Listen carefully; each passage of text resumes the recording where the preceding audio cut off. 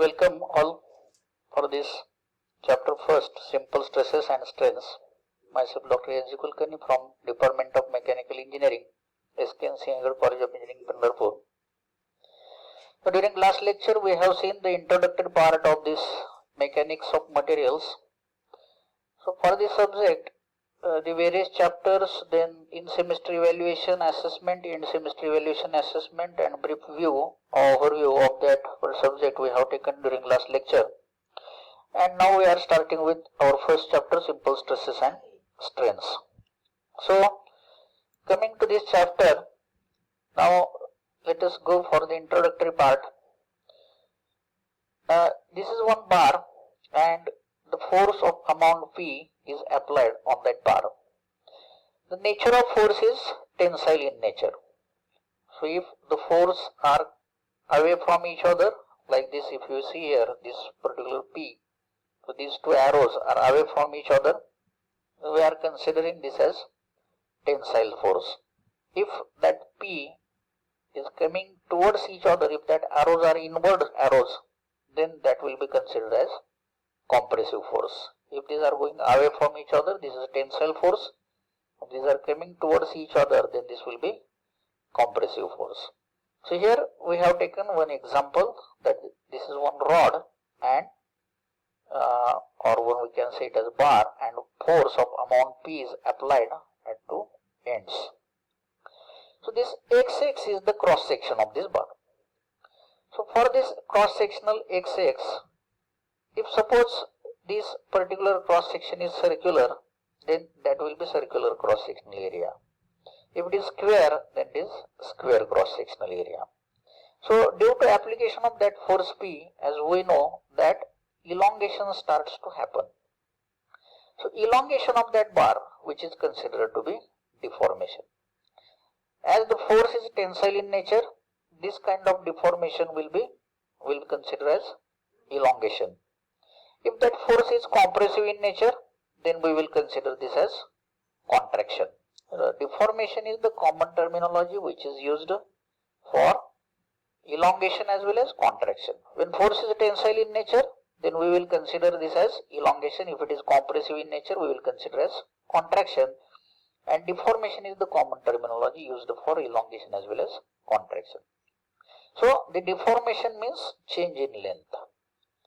So if force is a tensile in nature, rod get elongated and this will be elongation. And if it is compressive in nature, then this will be contraction. So in both the cases, change in length will happen. Okay. So that is considered to be deformation. Now due to application of that force P, so this is externally applied force. This force P is externally applied force. So if that force is externally applied, then in order to resist that force, internal resistive forces are initiated inside this bar. So internal resistive forces which get created inside the bar, that are the we can consider as reactive forces. Means this P, if we consider as active force, then that is the reactive forces. That force gets generated inside this bar, and when that force exists inside or creates inside this bar, this is considered to be force of resistance. So force of resistance which get generated inside the bar due to applied force P, if relation is in that way, if force of resistance is greater than external forces, then only elongation will happen. So here we can see that this is the resistive force which is created inside at this cross-sectional XX. So this may be the cross-sectional area which is considered XX. These are the resistive forces created here. Similarly, for this second remaining part also, this kind of resistive forces are created along this XX. So if that resistive forces which are created inside this bar are less than external force, if resistive forces are less than external force and external forces are dominant, then failure of that bar will happen. Is it okay?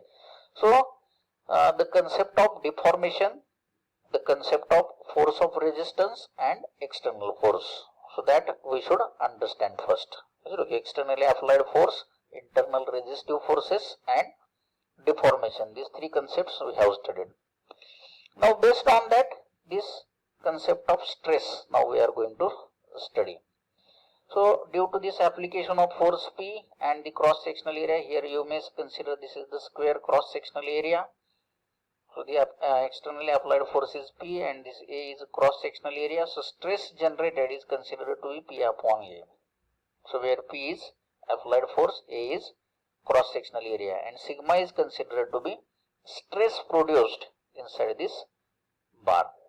Okay. So in short, we will consider stress is defined as force per unit area.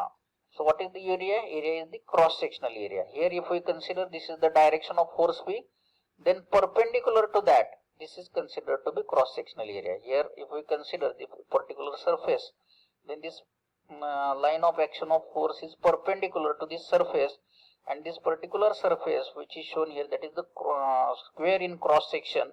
So here area will be area of this square. Okay.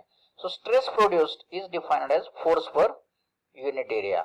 Stress is based on internal resistive force. Okay. So this is externally applied force, and another internal resistive forces are get created inside the material, inside this bar, and that is will be the cause to produce the stress. So stress is force upon area. Now what is the unit of stress? In SI units, this is Newton per meter square. So Newton per meter square is also called as Pascal. So force in Newton, area in meter square. So Newton per meter square is the unit of stress, and it is considered to be Pascal. 1 megapascal is equal to 10 raised to 6 Pascal. 1 gigapascal is equal to, here you can see here, this 1 megapascal is equal to 10 raised to 6 Pascal, and 1 gigapascal is equal to 10 raised to 9 Pascal. Similarly, 1 kilopascal is equal to 10 raised to 3 Pascal. So as deformation is very, very small, so always that deformation is considered in millimeters. So though we are using meter square for representing the Pascal, but meter is the unit of the length and deformation is very, very small. So that's why deformation expressing in terms of meter is very difficult, because that will come in 0.0001 like this, and that's why always that deformations, length, etc. always we are considering, we are taking into millimeters. So that's why in this total chapter we are using the unit Newton per mm square.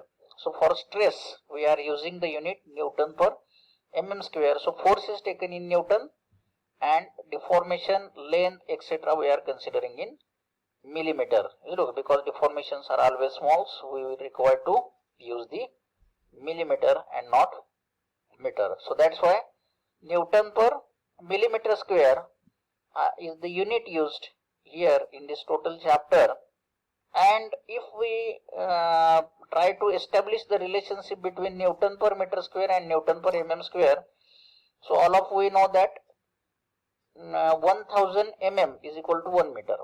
So 1000 mm means 10 raised to 3 mm. 10 raised to 3 mm is 1 meter. And here it is square. So 10 raised to 3 and it's a square. So that becomes 10 raised to 6. So what is the relationship between Newton per meter square and Newton per mm square? So that relationship becomes 1 Newton per mm square.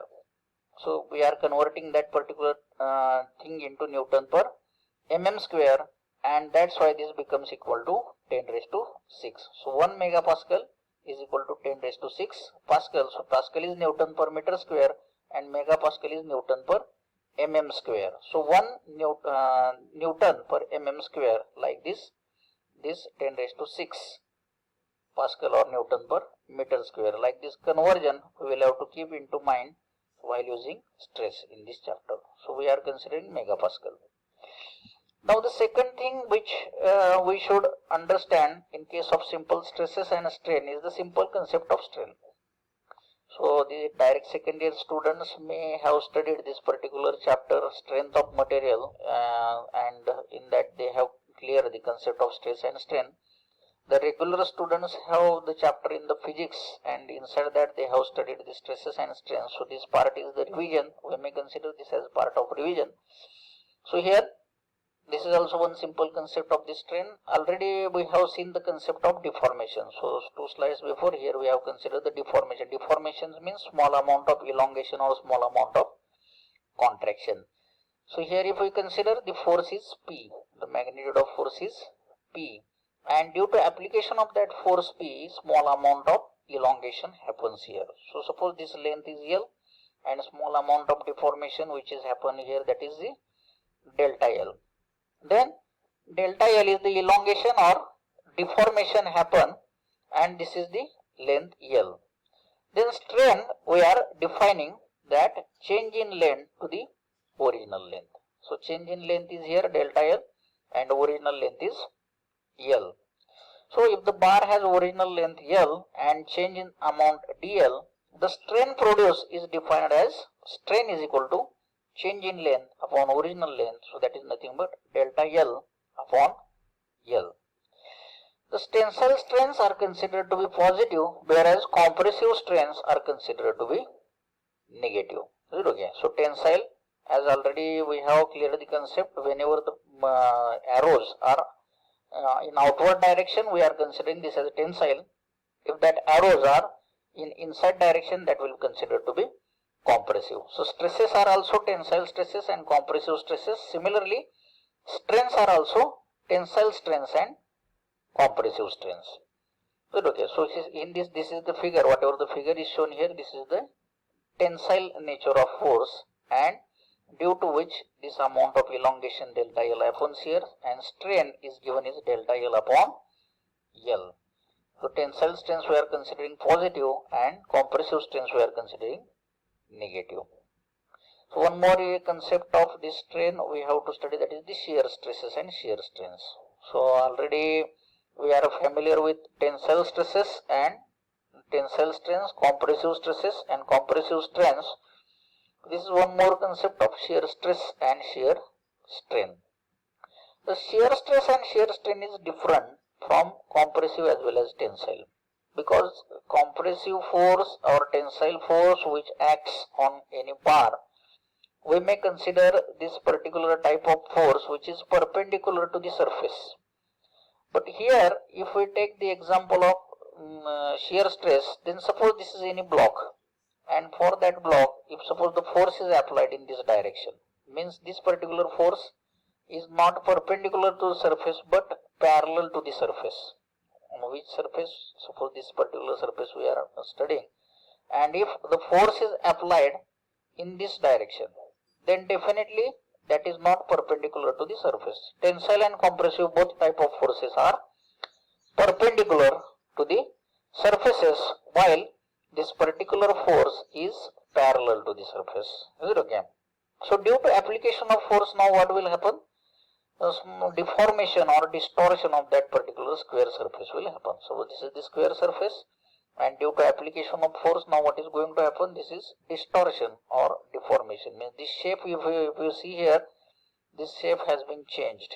This was originally square shape, and due to application of this force, now the shape of this particular square bar has been changed. So this particular type of force creates the shear stresses and shear strains. So an element which is subject to shear stress experience a deformation as shown in figure below, and the action of stresses is to produce the deformation in the body. The angle of deformation is termed as shear strain. So here if we consider this gamma is shown, this gamma represents the shear strain. So here you may consider, in some of the books notation is used as phi. So we are using the notation phi. Phi is the shear strain. So phi is equal to d1 upon AD. So this is the d1, this is the deformation happen, and AD, this is considered to be original length. So change in length to the original length. So this is change in length. dd1 is considered change in length, and AD is considered to be original length. So phi is the shear strength which is given as dd1 upon ad or dl upon h. Thank you.